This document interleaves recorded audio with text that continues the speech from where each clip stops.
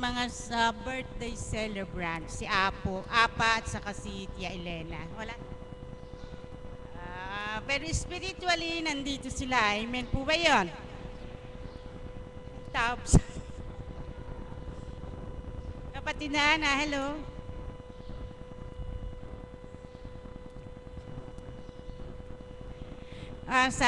Dahil sa wala po dito ang ating mga birthday celebrants, ipagpatuloy po natin ang ating gawain. Although nandito naman sila spiritually. So, kumusta po ba kayo sa araw na ito? Mabuti naman. At kumusta naman ako? Now you see, now you don't. Pero sisikapin po natin na sa patnubay ng ating Panginoon at ang banal na Espiritu ay makakarating tayo ng regularly. At sa araw po na ito ay mayroon po akong gustong i-share po sa inyo na tungkol po sa nakaraan gabi, yung tungkol po sa buwan. Hindi po ba yung buwan parang kakaiba sa sa gabi-gabi na lumalabas? Hindi po ba? May pagninilay po ba kayo doon tungkol sa ating buwan na nakita na may ring pong ganon? Siguro tayo po, ako po nung gabi na yon tinawag ako ng pamilya ko, lumabas doon sa aming garden. Tinignan po namin, in-enjoy ko lang, pero wala po akong pagninilay. Sabi ko po, ay, ang ganda naman ng gawa ng Panginoon. Subalit nung ako po ay matutulog na at tahimik na ang aming tahanan, doon ko po nakita o napag-isip na may pagninilayan pala. So ano po ba ang pagninilayan natin sa nakita natin buwan na yon? Sino po ba ang nakapagnilay? Lahat po ba kayo? Nakita ninyo yung buwan ng ganon, ang labas? Sino po ang nakakita actual? Mabuti. Anong napagnilayan ninyo kung ano ang ibig sabihin po yon? Ang aking pagninilay po sa gabing yon na ang Panginoon ang buwan. Sapagkat ang buwan, nakikita po natin siya na hindi sumasakit ang ating mga mata. Amen po ba yon? Malamig po sa mata. Hindi kagaya po ng ating araw na hindi mo siya makita.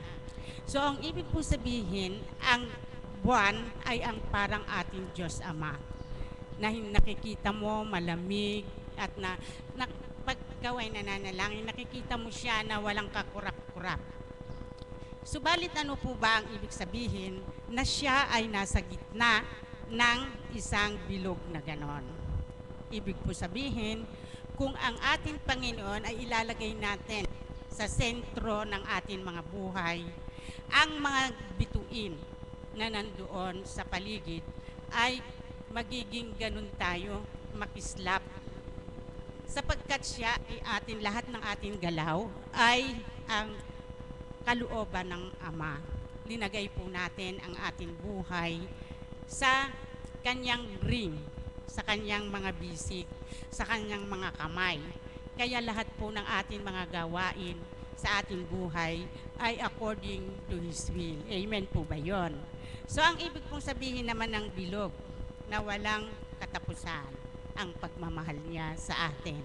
It is an infinite love, unconditional love ng ating Diyos Ama.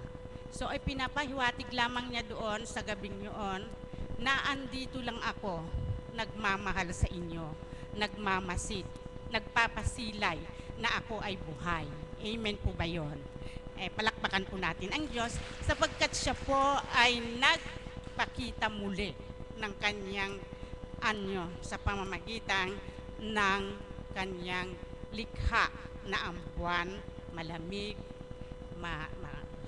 maliwanag, subalit hindi nakakasakit sa mata, kundi yun ay nakikita natin na ang Diyos ay buhay na buhay.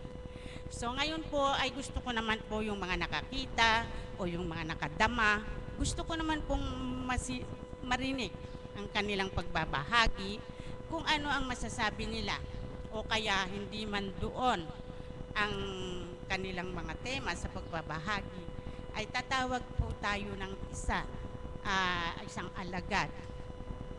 Sana yung isang alagad. Si kapatid na Flor, nasaan na ba yun? Kapatid na Flor? Kapatid na Flor?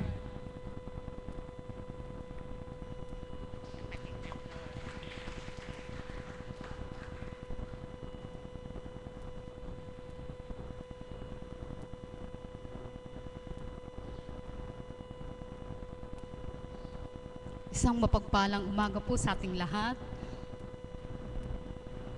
Salamat po sa Ama sa pagtawag niyo sa akin nang binabahagi ng aking kapatid tungkol sa buwan. Subalit hindi ko naman po ito nasilayan.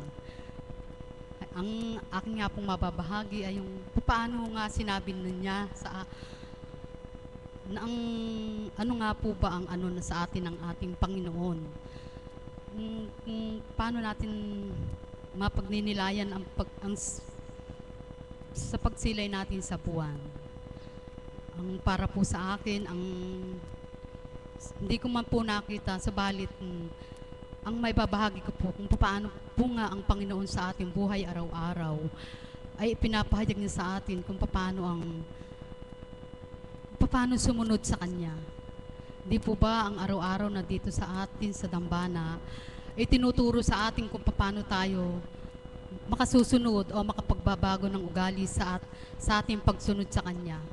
Ang ibabahagi ko po ay yung sa akin, buhat nung ako ay natungtong dito sa banal na dambanang ito, punong-puno po ako ng hinanakit sa aking buhay.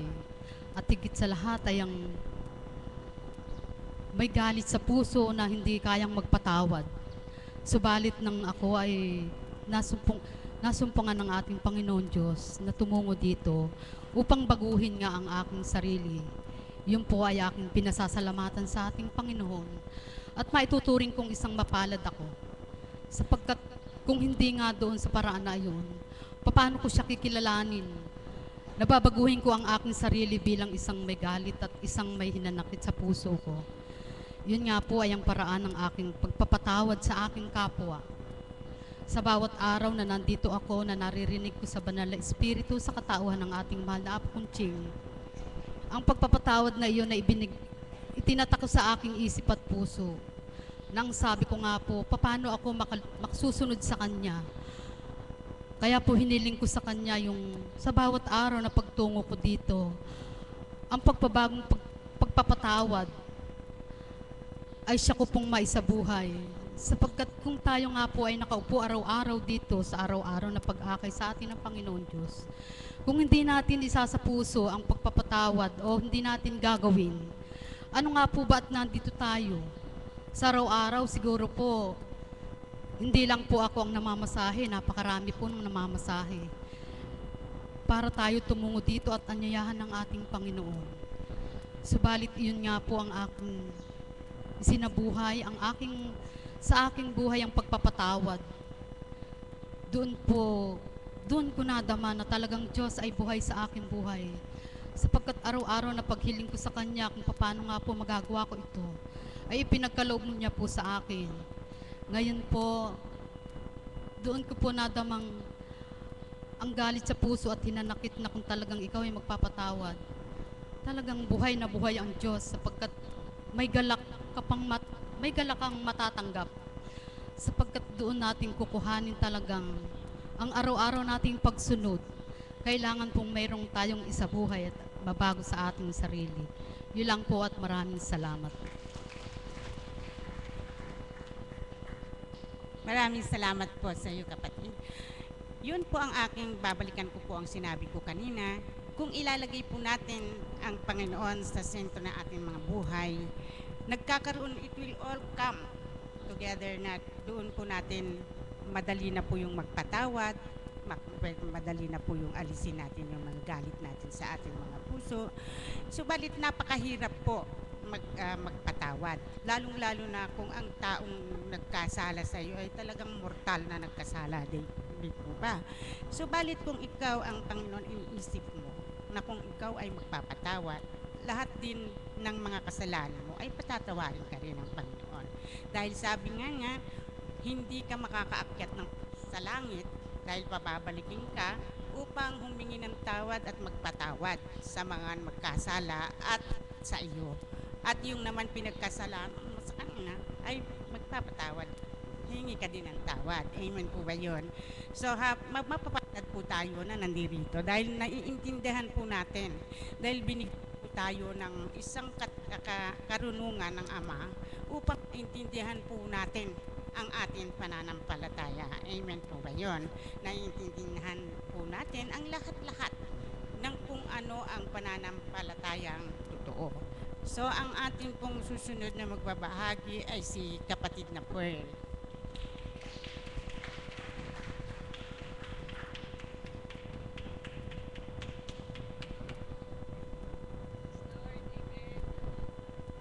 Purihin ng Ama.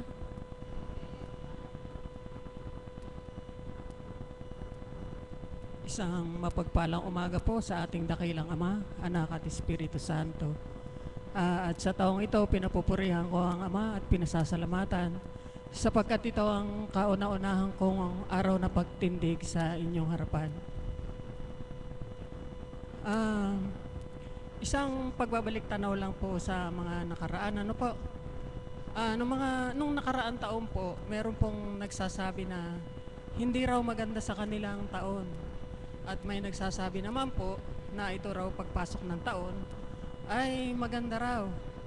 Subalit sa akin po, pagninilay, yung nakaraan taon po, bagamat marami pong pagdalisay, lalo na po sa karamdaman, ito ay pinagpapasalamat ko, pinagpupuri ko sa Ama. Sapagkat sa taong nakaraan ay sinadsad niya ako sapagkat siya ang aking inasahan.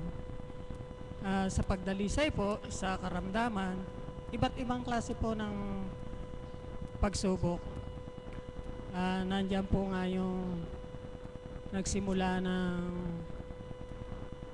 August hanggang bago matapos ang taong kasalukuyan, talaga po ako'y dinalisay ng Ama. Sabi ko nga po sa kanya, Ama, napakalaki naman po ng tiwala mo sa akin na ito'y aking mahuhulagpusan. Subalit kung sadyang nandiyan ka, huwag mo akong pabayaan sapagkat hindi ko ito makakaya kung hindi mo ako tutulungan. Sa araw-araw po ang panalangin ko sa kanya, basta ako Ama, sa iyo ako umaasa. Wala akong aasahan kundi ikaw. Ikaw magbigay sa akin ng lakas. Kung nawawalan man ako ng oxygen dito sa ulo, at dahil barado ang aking mga ugat dito, at kung minsan parang gusto ko nang mahimatay, kahit nagdadrive po ako, yun po ang sinasambit ko sa Ama. Ama, ikaw ang aking lakas. Ikaw ang aking buhay. Ikaw magbibigay sa akin ng hininga. Kung sa kaparaanan ito, na ako'y nagmamaneho, may mga sakay ako, nananalig ako na isasadyad mo ako. At papupurihan ko po siya at pasasalamatan kahit sa isip ko lang po. Andi dyan po agad parang magic. Bigla po akong lumalakas. At sa paraan pong iyon, doon po mas lalong pinagtibay ang aking sarili na wala akong ibang dapat panaligan. Ano mang karamdaman, wag po nating ikatakot. Magpasalamat po tayo dahil binibigyan tayo ng karamdaman. Kasi po kung hindi tayo bibigyan ng mga pagdalisay sa karamdaman, paano po nating malalaman na siya pala'y makapangyarihan? Ako po maraming beses na naging pagdalisay nga po sa akin yan. Subalit napakaraming beses ko rin pong napatotohanan na siya po ay talagang siya ang aking pinaglilingkuran. Kaya sabi ko nga po sa Ama, gamitin nyo lang po ako sa paraang gusto nyo. Kung yun po ang nasa ko. At sa dating buhay na ang nasa ko ay sino ba ang hindi nagnanasa ng gusto yumaman? Lahat naman po tayo sa unang buhay, ganyan. Gusto natin mayaman tayo. Subalit ng masumpungan ko ang Ama, isa palang malaking kayamanan yung siya matagpuan mo na hindi pala mabibili ng anuman salapi. At sa ngayon po ay ako po ay kontento na po sa simpleng buhay. Kasi ang katuwiran ko po yung kung ang ibon nga raw po, sabi ng banal na espiritu, walang nangangalaga, palipad-lipad, subalit nabubuhay, kumakain sa araw-araw. Kaya mga kapatid, huwag po tayong malumbay kung tayo ay dinadalisay sa karamdaman. Pagsubok man po yan sa iba't ibang klase ng pagsubok sa buhay, huwag po nating katakutan dahil meron po tayong Ama na nandiriyan lang po, hinihintay lang po na tayo lumapit sa Kanya, manalangin ng taimtim at tayo po ay pagbibigyan. At sa pagiging alagad naman po, sino po ba dito ang gustong maging alagad? Taas nga po ang kamay. Purihin ang Ama. Opo, masarap pong maging alagad. At talaga pong magpupuri kasama bilang alagad. Subalit ang pagtupad po bilang alagad ay mahirap. Lalo na po kung tayo dadaan sa pagdalisay, marami pong nakakabitiw. At sa pagiging alagad o paglilingkod natin sa Diyos, napakarami nating isa sa alang-alang. Ano-ano po yun? Unang-una po ang dambanang ito, ang mahal na Apo Kunching. Siyempre po, ang pangalan ng Apo Kunching ay makapangyarihan. Basta yan ay ginamit natin kung saan natin gustong gamitin, tayo po ay makakakamit. Subalit, kung gagamitin po natin ang pangalan ng Apo Kunching, yung pong sa makatotohanan at makataong pagganap, na hindi po natin siya gagamitin dahil meron tayong personal na pangangailangan na ang ating sarili lamang ang makikinabang.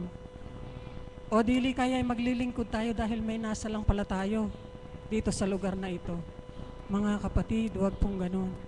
Nakakalungkot po lang kung minsan, bakit ang dambanang iti ginagamit sa mga maling pamamaraan, samantalang Apo Kunching ay napakabuti.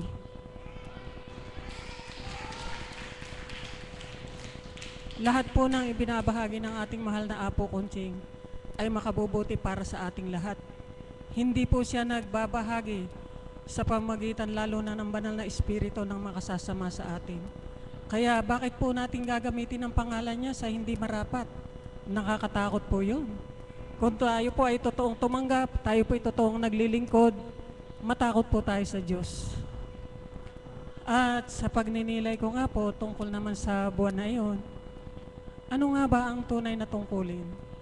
Ang tungkulin po ay hindi naman kailangan na ipagsigawan natin dito na tayo gumagawa ng mabuti sa ating kapwa. Kundi ito po ay isabuhay natin. Sapagkat ang Diyos naman po ang nakakikita ng ating ginagawa. Kaya siya rin po ang magbabalik noon. At sa lahat-lahat naman po, mga kapatiran, lalo na po yung may mga karamdaman, basta po magtibay lang, laban po tayo ng laban. At manalig po tayo na ang maibuhay. Ako po, marami ko ng beses na patotohanan yan. At ito po ako hanggang ngayon nakatindig sa inyong harapan, malakas, at sa araw-araw naririto. Hindi nga po nyo na ako nakikita dito, subalit nandito lang po ako sa gilid. Yun lamang po at maraming salamat po at magandang umaga sa tanghaling ito. Maraming salamat po sa iyo, kapatid, at marami po tayong napulot ang aral sa mga ibinahagi niya sa atin. Kaya po tayong mapapalad sapagkat napapaglabanan natin ang ating mga kasalukuyan, mga problema, mga pagsubok, na kung minsan ang pagsubok na sinasabi nga natin pagdadalisay. Ang pagdadalisay po ng Panginoon ay ibinibigay sa atin upang lalo pa natin siyang hanapin. Dahil kung ang buhay natin ay wala ng pagsubok at puro kagalakan at puro masaya at puro mga wala na tayong kailangan pa, siguro nakalimutan na natin ang Panginoon. Siguro wala na tayo ngayon dito. Kaya kung lalo tayong may pagsubok, lalo natin siyang pasalamatan. At hindi naman natin sasabihin, Lord, dahil hindi kita makakalimutan dahil sa pagsubok, bigyan mo pa ako. Hindi naman, di ba? O, sa ang Panginoon ay nagkusang nagbibigay, pero ang binibigay naman niya sa atin ay kaya natin naging yun naman po ay hindi yung talagang tayo ay hindi na natin kaya. At kung hindi na natin kaya yon, siya na ang bahala sa pagsubok na yaon. Sa mga susunod po natin magbabahagi sa araw na ito ay si Tita Amor.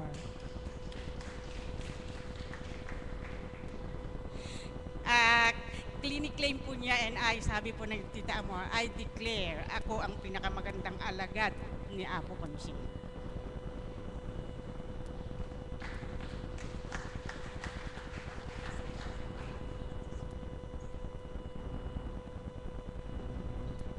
umaga po sa inyo lahat.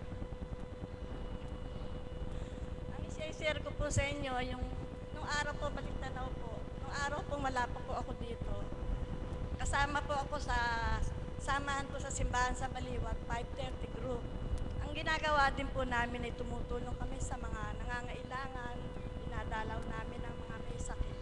Subalit hindi po pala yung hustong natin sa Panginoon ang aming ginagawa. Buhat po nang mapunta ako dito, napakarami yung pagbabago at marami po akong nalaman na mga kulang po sa akin. Katulad po ng yung maramdamin po ako, madali po akong magalit. Pag may gusto po ako, gusto ko pong natutupad po. Pero sa ngayon po, nang mapunta po ako, talaga pong walang-wala na po. Napakarami pong pagbabago na marami po akong natutuhan na makapaglingkod ako sa ating Panginoon. Katulad po sa pag ako po may nararamdamang masakit sa aking katawan, ako na lang po ang gumagamot sa aking sarili at tumatawag po ako sa ating Panginoon sapagkat siya lamang ang makakatulong sa akin. At tunay naman po siyang buhay na hindi niya ako pinababayaan. Katulad din po sa aking mga pamilya po, hindi nila na pinapabayaan. Katulad po ng magkasakit ang aking anak na buntis po siya, nagkabukol sa matris. Subalit sabi po ng Panginoon ng Banal na Espiritu sa katauhan po ng Apo Kunching, huwag kang mag-alala kapatid, dahil pag nanganak ang anak mo, kasamang mga malalabas ang bukol na yon. Tunay pong hindi nakabula po ang kanyang sinasabi. Napakarami pong mga himalang hiwagang binigay po sa akin ng aking Panginoon. Tunay pong hindi ko siya makakalimutan, kaya po ako narito. Araw-araw po sa awa ng Diyos, tinutupad ko po ang aking gusto na makapaglingkod sa Kanya bilang kabayaran po ng ginagawa niya sa aking pamilya. Tunay pong buhay ang Diyos na gumalaw sa amin na kahit ano po ang idalangin ko, talaga pong binibigay po niya sa amin. Kanya po ako narito, nagpapasalamat po sa Kanya sa pangalan ni Apo Kunching ang Kinalugdan. Tunay pong siyang buhay at ang ating Panginoon na gumagalaw po sa aming buhay. Maraming salamat po. Ay, sandali lang po, babatiin lang po ako. Hello. Hi, kumusta na ka? How are you? Honey, how are you? I'm Amor, the engineer of Marie. Thank you. Maraming salamat po, Tita Amor, and hi to Wesley and for everybody who is watching right now. And I would like to thank you all from all over the world. And I hope that you will have your enjoyable time for watching our services in this area. I hope one day soon you will be with us, okay? Hello. At ang susunod na magbabahagi ay si Kap Wawawi. Where is Kap Wawawi?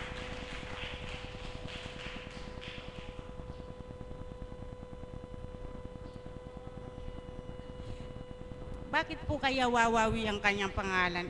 May pangalan naman po siya talaga. Pero sabi po nila, noong bago pa ako dito, sabi nila Wawawi daw siya. Gusto ko sanang ipaliwanag niya kung bakit naging Wawawi ang kanyang pangalan.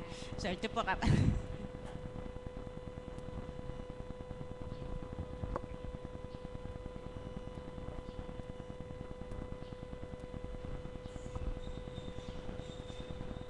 Una po, magpapasalamat at papuri po sa Ama na biniyayaan po niya ako ng panibagong buhay. Salamat po, Ama, sa patnubay at gabay niyo. Nasilayan ko po muli ang lambanang ito. Maraming salamat po. Nadinig ko po na kung bakit ako tinawag ng Wawawi. Sapagkat nung panahon po ng Wawawi, andun po yung isang anak ko, yung engineer ko.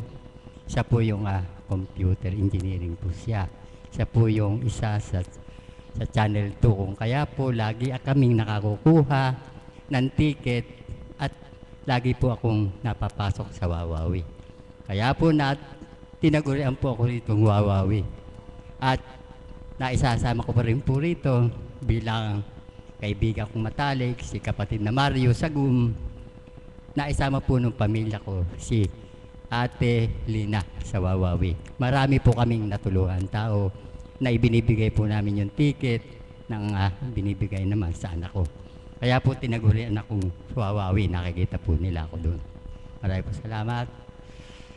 At eka nga po, bahagi rin po ng aking karanasan na nangyari sa buhay ko. Panibagong buhay po ako. Tuwiran ko pong masasabi na panibagong buhay ako.